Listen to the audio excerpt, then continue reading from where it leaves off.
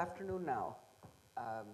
We have a very distinguished panel here, and we have something that happens in my classes often, which is when I was a lecturer, sometimes the auditorium size doesn't match. So think of yourself as on a plane journey, and you find yourself with empty seats. That's a good thing. And in fact, what you want to do in an aircraft is move yourself forward towards the business of first class. So I welcome all of you to find a comfortable seat. But this should then be a more interactive session, and look forward to discussions. In terms of sort of the flow, what I hope for is some of you have presentations or maybe at least opening remarks up front, but if we could keep them to about 5 minutes-ish, a little more plus or minus, so that we can have more time for Q&A, because there's 3 main things that seem to be very important here. The first, the title itself says mainstreaming RE. Now, what does mainstreaming mean?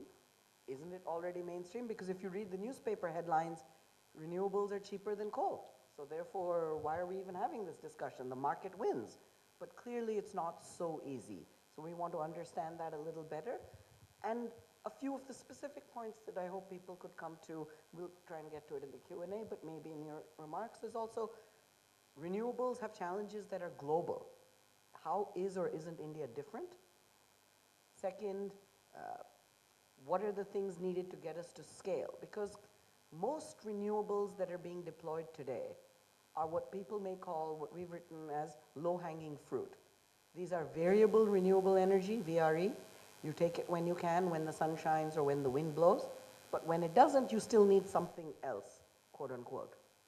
So what it does is you're comparing RE with something else, but you're only comparing levelized costs of energy.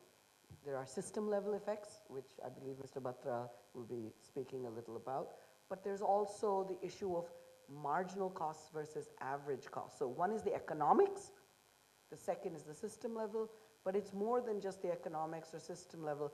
What else is needed, either in terms of the grid or in policies, that we can have to actually scale? Because having a small fraction of your grid provided by renewable energy is relatively easy. Now, what that number is will vary across grids, across countries, across domains, but it's usually talked of anecdotally in the few tens of % range, plus or minus. Now, if you say that we want to go towards deep decarbonizing, we're now talking 50% renewables or more even. In the long run, people are talking of decarbonizing the entire electricity fleet.